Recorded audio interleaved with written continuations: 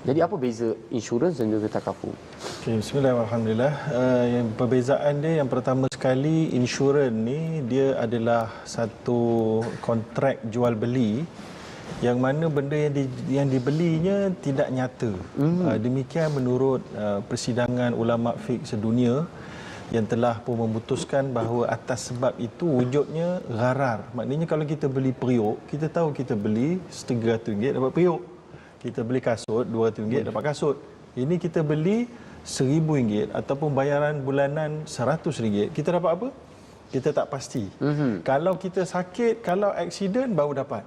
Jadi maknanya dia membeli sesuatu yang tak jelas. Itu yang disebutkan oleh Majlis Ulama Fiqh Sedunia sebagai antara punca pengharaman, selain daripada ada wujud unsur judi, ada riba, ya. Walau bagaimanapun, takaful pula dia tidak lagi menggunakan kontrak jual beli. Kalau tadi dia jual beli, takaful dia telah ubah hubungan di antara pencarum menjadi pemberi contribution, sumbangan bersama. Sumbangan bersama macam khairat kematian dekat surau-surau dekat masjid-masjid lah. Jadi kalau lepas tu ada yang manager dia adalah syarikat takaful, maka kalau ada orang dalam grup yang telah pun daftar nama tu ada sakit, maka manager itulah yang akan membuat keputusan nak bagi dia berapa yang boleh dapat. Jadi itu adalah dianggap sebagai hibah, sedekah pula. Maknanya mereka contribute. Bila mereka contribute, mereka bukan beli. Bila contohnya saya kata kat Talib, saya nak hadiahkan Talib besok satu barang. Talib kata apa? Rahsia. Boleh tak saya rahsiakan? Boleh, sebab dia adalah kontrak sedekah. Kontrak hadiah, boleh orang yang menerima tu tak tahu. Jadi itu bezanya insurans dengan takaful. Maka sebab tu insurans, Majlis Fatwa Kebangsaan Malaysia pun telah mengharamkan, negeri-negeri pun telah haramkan, adapun takaful adalah harus. Maka wajiblah semua orang Islam. Takaful tu harus. Jadi wajiblah semua orang Islam untuk pindah ke takaful. Dalam kereta dia punya takaful, dalam rumah, dalam medical card dan sebagainya. Baik berpindah ke takaful. Wajib berpindah ke takaful. Baiklah. Itu paling penting. Wajib dengar wajib itu boleh ke dalam Islam? Benda tak pasti tapi kita sibuk nak, macam kita tak yakin pada bahawasanya Allah yang akan uruskan keluarga kita, rezeki dan sebagainya. Okey, kerana itulah namanya takaful. Takaful daripada perkataan kafala, maksudnya saling bantu-membantu. Tahun pun sama-sama juga, maka ada orang yang bantu. Jadi bila pencarum tu meninggal, jadi kumpulan dia tu akan membantu, memberikan daripada hasil collection itu.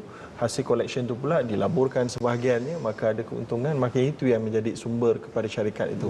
Itu bertepatan dengan hadis Nabi yang mana Nabi kata adalah lagi bagus kalau kamu mati dalam keadaan kamu meninggalkan warathataka aghnia. Kamu tinggalkan waris kamu dalam keadaan berduit. Yang tidak yatakaffafunan nas, yang mereka ni tidak miskin dan tidak meminta-minta daripada manusia. Jadi itu tujuan takaful itu, supaya keluarga yang ditinggalkan tidak meminta-minta dan susah secara tiba-tiba, secara rapid, yang akhirnya menyebabkan pelbagai masalah yang lagi besar. Maka sebab itu takaful itu wujud untuk cover hutang rumah sekali secara lamsam ataupun untuk medical dan seumpamanya. Memang ada tak dalam hasil? Tapi doktor, kita tengok juga tadi tu kan macam apa nama ni, takaful ni dia nampak macam dah jadi satu perniagaan besar-besaran. Dan mungkin Rasulullah tadi maksudkan kita tu berfungsi sebagai masyarakat. Macam mana doktor? Baik, benar, kita boleh anggap bahawa sekarang ni, kerana kalaulah kita nak tengok kepada takaful yang free, maka mungkin kita boleh lihat kepada masjid lah. Itulah yang betul-betul maknanya tidak berorientasikan keuntungan yang besar. Tak ada unsur perniagaan barangkali? Tak ada unsur perniagaan barangkali. Cuma dia punya coverage dia tak besar. Maka peserta dia tak boleh orang daripada kampung sebelah, dari kampung dia saja. Jadi di situlah wujudnya peluang. Yang pertama sekali, peluang untuk menyediakan alternatif kepada insurans yang ada unsur haram tadi. Jadi kalau kita tak buat yang betul-betul besar, yang bagus pengurusannya, maka orang akan pergi pada insurans. Jadi kita kena menjadi fardu kifayah dan menjadi fardu ain untuk menyediakan takaful sebagai alternatif kepada yang haram. Itu satu. Yang keduanya, bila dah ada, kita kena ada orang-orang yang cekap-cekap. Sebab dia ada actuarial, dia nak kira macam-macam. Itu semua perlukan kos yang mahal. Maka ia tak bolehlah macam khairat kematian, bayar sikit je.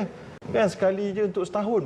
kan, ataupun yang berapa ringgit je kan, RM10 ataupun RM50. Dan bagi pun tak ada jadual, ikut suka Tak ada dia, jadual aja. jadi sebab tu dia dah kena ikut environment business. Baik. Sebab dalam Islam ni ada perkara yang nak jadikan dia berkesan, dia kena diurus secara profesional. Dan dalam dunia kita ni bila nak urus profesional, business, supaya orang yang duduk dalam tu mendapat reward yang bagus, maka mereka profesional, mereka buat kerja bagus, mereka dapat reward, barulah kerja tu akan profesional. Kalau tidak, jadilah macam lebih kurang gitu. Asal ada je. Asal ada. Baik doktor, kalau kata dah saya ni penyakit dan sebagai Islam, saya mampu nak bagi duit, saya mampu nak menyumbang, apa salahnya?